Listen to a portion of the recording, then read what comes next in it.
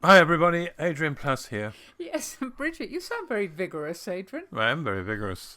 This is number 55. It must be all this sport that's around and about us at the moment. That's We were talking about the awful illness that occurred on the pitch last time, but we're still getting stuff happening, aren't we? With COVID interfering with people playing in one or two teams. Yeah, I mean that's a bit much, isn't it? It is a bit much, yes, when it comes to football. Oh dear. Anyway, Yeah. and we're still getting some emails from. About the parallel stuff universe. about parallel universe. Well, one is a sort of apparent parallel universe, really, because she said, what's funny, and it's just my wild imagination, is the subtitles. Those are the things that come up under our recordings. Don't always say exactly what we're saying, and that throws all sorts of ideas into the mix. I'd love to hear one or two of these. Yeah, well, we could look, I suppose. I suppose we could look. Some of them might be really, really weird. We had an email from someone who has written to us from Australia a few times, and he says about parallel universe and beatitudes. Well, it's about the beatitudes as well, beatitudes isn't in it? particular. Yeah. I have no idea what the actual word means, but I have been known to say to people that the world has the beatitudes, and ready for this? Mm-hmm. Jesus puts forward an alternative, the beatitudes.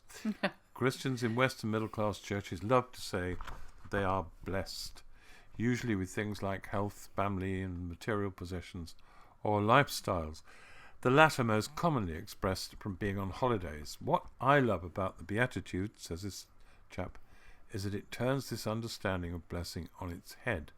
The vibe of what blessing is contrasts starkly with our understanding of it. However, a people of God that truly understand what blessing is, now there's a parallel universe that I think maybe God hoped would be established right here in this one. Yes, I suppose it's thy kingdom come, isn't it? I mean, the idea that these very things, I mean, right the way through the Old Testament, we hear about the importance of the poor, the importance of looking after people and caring and, so I suppose that's right. And somebody else was also, yes, it's interesting, this thing about the Beatitudes. It does sort of strike into the very middle of things. I think especially in the West, or maybe Australia counts in that sort of thinking of material things, seeing it in terms, blessing in terms of what you get. And she was saying she thinks that these verses, along with the prodigal son, are at the centre of the teaching of Jesus. And she says, now this is interesting. Some people seem to regard them as laws. I'm pretty sure they're promises. That's interesting. Well, I think we were veering that way last week, weren't we, talking about them? Yeah. She says she believes they represent one aspect of what atonement is all about. And in his life and in his teaching, Jesus turns survival of the fittest on its head, and in that way showed us how things could be put right. I find that very interesting because it's constantly a problem, isn't it? Because we bring our children up to be independent, or that's what we hope they'll be. We do. To think for themselves and actually Jesus constantly is turning even that on its head and saying, I want you to be dependent on my Father. And she also says she finds two of the Beatitudes very, very helpful. And one, the first, can be translated, blessed are those who know their need of God. And she says, indeed, he's come close to her in her times of deepest need. Yeah, and another thing she says is commentaries can be very helpful, but I fear their writers tend to reflect their own theological position, so you have to be wary. Now, that's something I think we'll come back to in a bit, actually, about reflecting our own or their own theological position. But you actually sorted it out, didn't you, Adrian? Well, I wrote a very silly back a few years ago called Bacon Sandwiches and Salvation, a kind of alphabetical collection of religious and churchy terms. And yes, Beatitude was in here. And this is what I put. Beatitude 1, Declaration of Blessedness. In Matthew's Gospel, certain omissions are much regretted by modern Christians, e.g. blessed are the couch potatoes, for they shall be brought snacks. And that's particularly applicable with the Euros going on and Wimbledon next week, Adrian. Yes, I love Wimbledon. It's the best wallpaper in the world, Wimbledon. And 2, not to be confused with a similar phrase widely used in marriage, I am so sick of your whole beatitude, which is absolutely true of many, many, many, many people who live together. Come on then. What about your definition about Bible notes? Because well, now this is interesting because over the years, you and I have both written a lot of Bible notes, Oh, yes. and actually we have enjoyed. It's been I don't know if enjoy is the word, but we've got a lot from it one way or another, haven't we?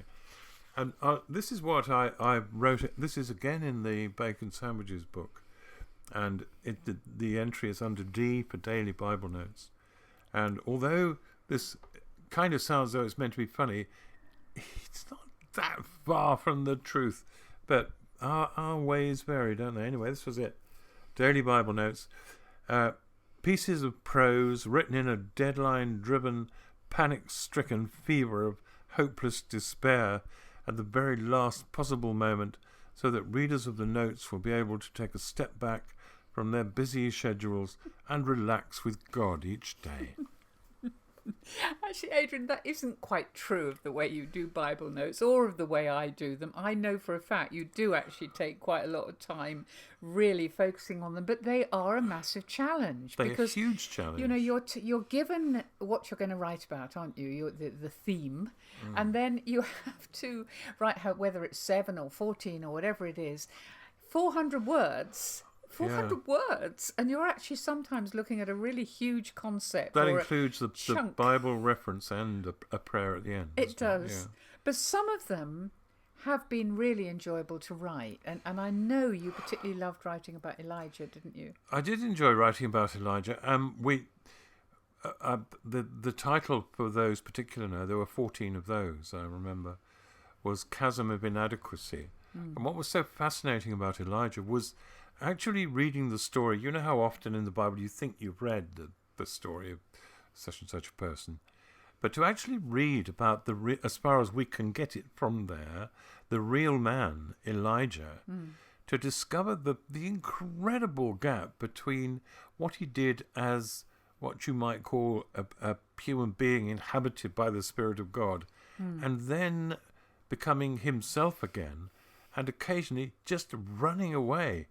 And it's really interesting to see how some of the biblical characters who are kind of lifted up as idols, the great prophets, the real person in there.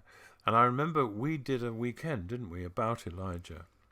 I think we called it Chasm of Inadequacy. We did. We called it exactly that. And we talked about how, for instance, Elijah ran like a rabbit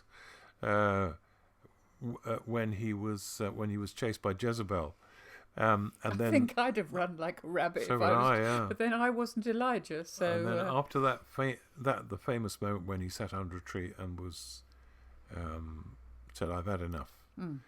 And I remember a lady who came up to me after we'd done that weekend, or it might have been in the middle after one of the morning sessions, and said, "Don't you think that actually Elijah wasn't really frightened? It was that Satan lied to Elijah about whether he was frightened or not." And it was, in a sense, the beginning of understanding that people are really worried about letting people be who they are in the history of the church and of Christian stuff and of the Jewish history. Why is it such a problem for people to let people be who and what they are? It doesn't seem to have been a problem for God, does it? Because most of these great heroes have been all over the place, up and down. I'll tell you, I think one of the big differences between you and I is, you do have more confidence about looking from your own point of view, and I have to really resist commentaries unless I need to know facts, in which case it's brilliant, and I love knowing the context of things, and I love understanding exactly what's going on, but I have to be ever so careful, because I find it very hard to trust that what I've just seen and what has excited me or interests me might excite or interest anybody else. My great danger, I think for a lot of people, when they try and do things, maybe it's a sermon, or maybe it's something in a magazine or whatever it is they're writing, that there's a great danger that you don't trust what you've seen and you end up just being bland, trotting out what somebody else has thought. It's a fine line, though, because a lot of very clever people have thought the best things. So yeah, but whatever you do, it's got to engage, hasn't it, in some way? it's got to engage you first. I mean, hasn't one of the things that I suppose is a bit of a cheating aspect of it for me is that I've always got some flippant thing to say. So, for instance, when I had to do Leviticus, and I remember looking at this solid chunk of Bible and thinking, what on earth am I going to do with this? And I remember starting by saying that I'd been converted by a semicolon in Leviticus, which is utter nonsense. But Probably it changed at least, somebody's life. It at least maybe, it's something. Anyway, yeah, actually, and in fact, Leviticus is a very good example of where you think, well, firstly you think, I don't know anything. I'm not a theologian. I'm not a historian. I don't know anything about it. And then you look into it and you discover really interesting stories. And anyone who's interested, we've mentioned them before, Aaron's sons, who came to grief. They're well worth having a look at. Yeah, well, what was it that you thought when you were looking at Aaron's sons? I remember you describing how they were dressed. Well, they were incredibly dressed up, weren't they? Ready for their priesting. Yes. Well, I think I said rather foolishly they look like a cross between Edna Everage and Widow Twankey, but actually it's quite a serious story. And the saddest verse in the Bible, Aaron stayed silent after his sons had died because they tried to create holy fire themselves. Yeah, and God wasn't too pleased. I'm looking at Moses at the moment, as you know, and what strikes me is you have to read an awful lot of books in the Bible in order to get the whole story. I mean, it's fine Exodus, it's great, and the fire in the bush and the and getting out of Egypt and all the plagues and all the excitement with the Red Sea and all the rest of it. And then you just go ploughing on through Leviticus and then through Numbers. And I think Deuteronomy is kind of a sort of summary of the whole story. But there's a heck of a lot of it. And it throws up, I think one of the things that I find interesting is it throws up a sudden puzzle. I mean, we're talking about the extraordinary robes that Aaron wore. And his sons, as you say, dressed up like, well, where the heck did they get the stuff for that? In the desert. And how did they make them? And I don't know. No. I mean, it seems to me very demanding of God, really, to say so very specifically what he wanted them to wear and how he wanted the tabernacle to be. You know, I mean, I know he was throwing quails and manna down, but was he also throwing sewing machines and forgers to... Yeah. You know, I believe he was. No, I got no idea. I was just remembering as you were saying that, I mean... Yeah, I always think about Moses. There must have been many times when the Israelites said, "Are we there yet?" Like our children used to say in the car. And Moses said, "No, we're not." "How long are we going to be?" 40 years. 40 years? I'll be dead by then, I hope so. No, I'm sure he didn't say that. But the thing that the temptation to cheat in Bible notes is sometimes quite difficult. Come on. I actually really don't know what you mean. Well, I find a point, and I think it's a good one. Right. My little baby brilliant point. Yes. And I am about to pursue it through the passages that I'm writing about. And then suddenly I find, to my intense annoyment, I am very annoyed to discover that they let me down. Someone stops being what they were or what they should be or what they have been, and my little brilliant point is spoiled. So then I've had to go back and make sure I'm actually reflecting the truth of what I... Oh, well, that's good. I thought you were going to say you just rewrote that passage in the Bible to fit. Well, do you know, that is very tempting at times. But no, I don't think I'd get away with that. And, I mean, Job, now there's an interesting one. I mean, Job... Oh, I remember you wrote notes about Job. I did. And on any level, Job is a wonderful poem in places, and a fascinating story. The premise on which it is based, I find really difficult to accept, as you'll see if you read it again. But we've said this before. When you go to a play,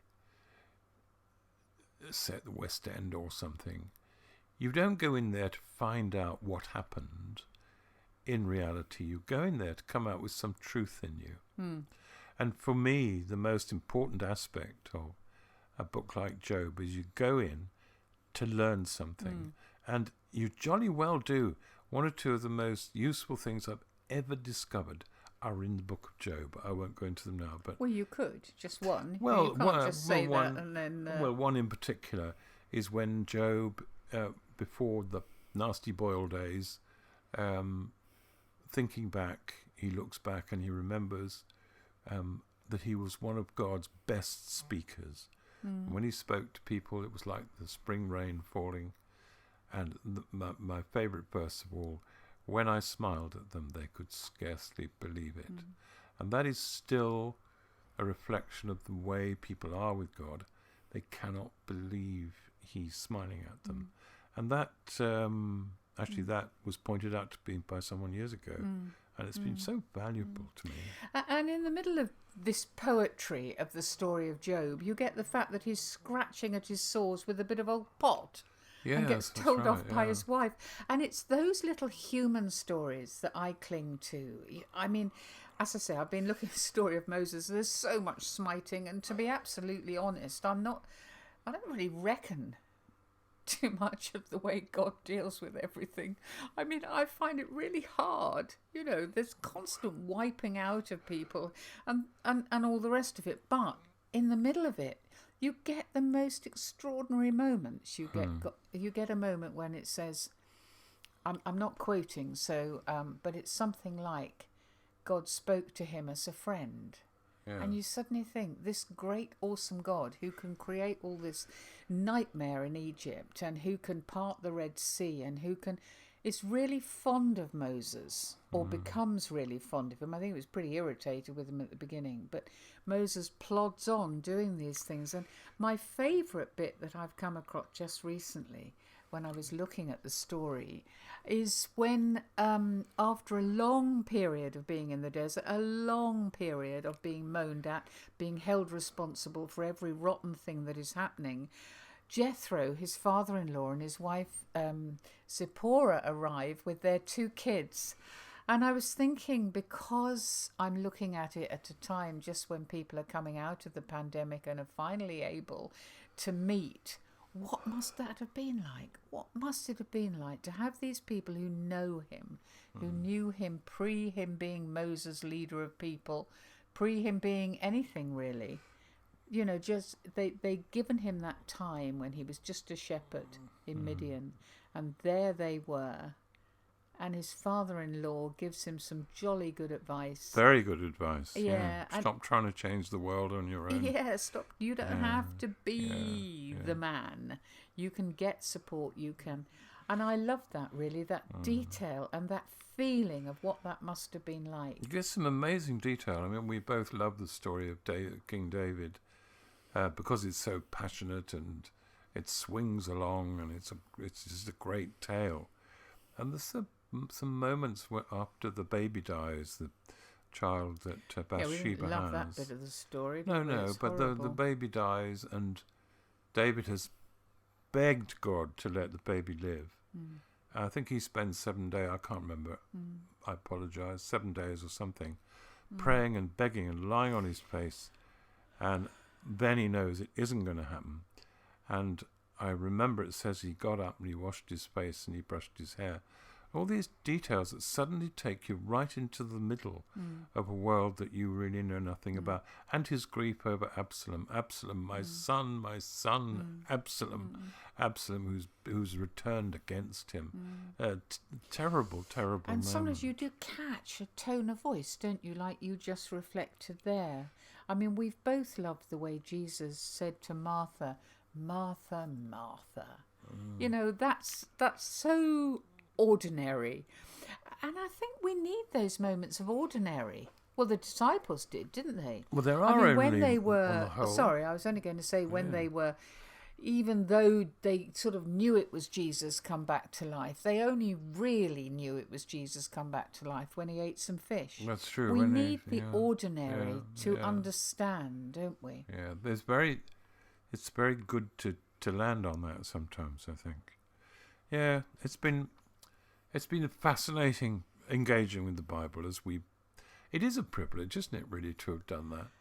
And I responsibility. think if you ask me now what's it all about, I've got no clever answer, or I would just say that it feels like a letter, a kind of letter, and it starts, "Dear Adrian," and it ends, "Love God," and the idea is that I read it, get what I need to from it, and be grateful for it, get angry with it. Well, however I react to it is fine. But remember how it begins, and remember how it ends, and remember why it's there. Yeah. And enjoy commentary, Adrian, because sometimes it's so fascinating to know so much more, but maybe still allow that the Holy Spirit is going to let you look at it with your eyes and hear it with your ears and see something possibly very new and very fresh. Well, there's always something. Yeah, and we would love to hear from you if there are any moments like that where something's hit you between the eyes, or any strange subtitles from our recordings. Yeah, absolutely. See you next week. Bye-bye. Bye.